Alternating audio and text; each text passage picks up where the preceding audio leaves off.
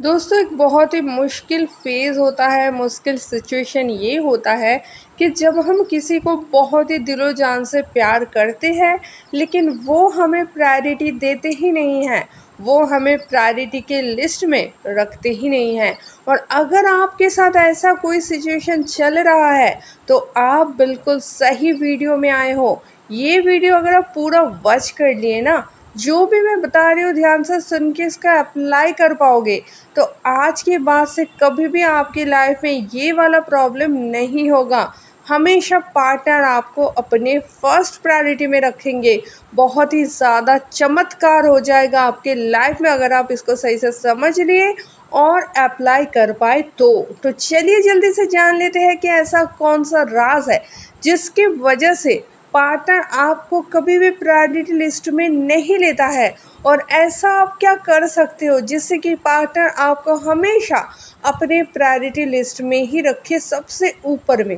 तो चलिए दोस्तों वीडियो स्टार्ट करते हैं। सबसे पहले एक चीज़ समझ लो, अगर आप हमेशा पार्टनर के प्रायोरिटी लिस्ट में जाना चाहोगे और इसके लिए आप पार्टनर के पीछे पड़े रहोगे कि मुझे तुम क्यों नहीं प्रायोरिटी दे रहे हो, तुम कुछ काम कर रहे हो तो मुझे क्यों नहीं बता के कर रहे हो, ऐसे करके उसके स्तर पे चढ़ जाओगे अगर राशन पानी लेके, तो आप एक गलत रास्ते पे हो। ऐसा करने से आपको लगता है कि वो आपको प्रायोरिटी लिस्ट में लेंगे, लेकिन आप गलत समझ रहे हो। ऐसा करने से सिर्फ और सिर्फ वो आपसे इरिटेट होंगे और अभी जितना भी आपको प्रायोरिटी में रखते हैं ना, इसके बाद दूर दूर तक नहीं रखेंगे। आपसे छुप छुप के करेंगे, जो भी करना आपको बताएंगे तक नहीं। तो आपको कभी भी सामने वाले को प्रेशराइज नहीं करना है कि तुम मुझे क्यों प्रायोरिटी लिस्ट में नहीं रखे हो, ये बोल के आपको कभी भी सामने वाले को सवाल नहीं करना है, झगड़ा नहीं करना है, कोई भी फोर्स नहीं करना है, कोई भी प्रेशर नहीं देना है। ये आपका बेसिक काम है। दूसरे पॉइंट में आ जाते हैं।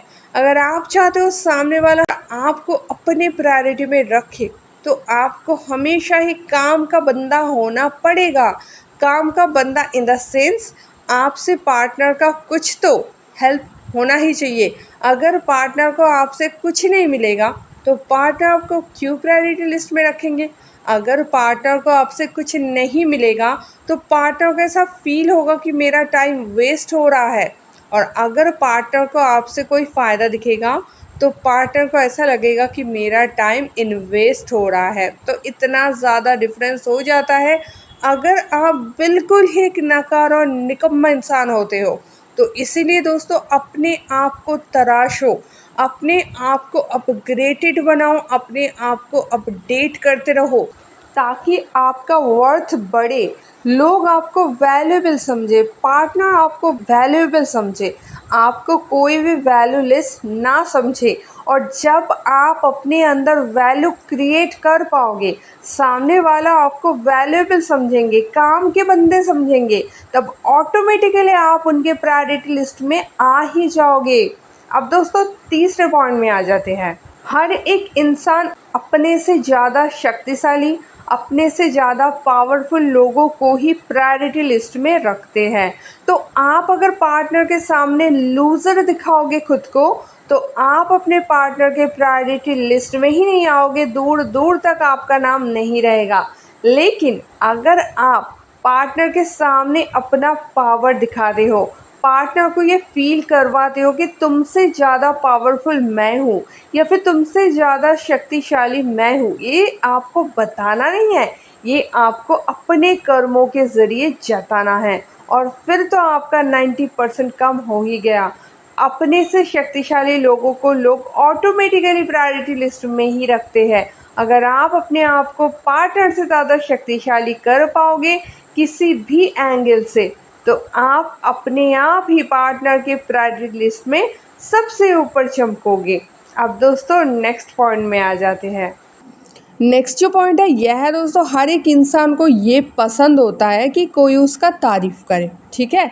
और अगर आप चाहते हो पार्टनर आपको प्रायोरिटी लिस्ट में रखे, तो आपको उनकी तारीफ़ करना आना चाहिए। अगर आप अपने पार्टनर का तारीफ़ कर पाओगे, तो फिर आप श्योर समझ जाओ कि आप उसके प्रायोरिटी के लिस्ट में हो। लेकिन दोस्तों, तारीफ और चापलूसी में फ़र्क होता है।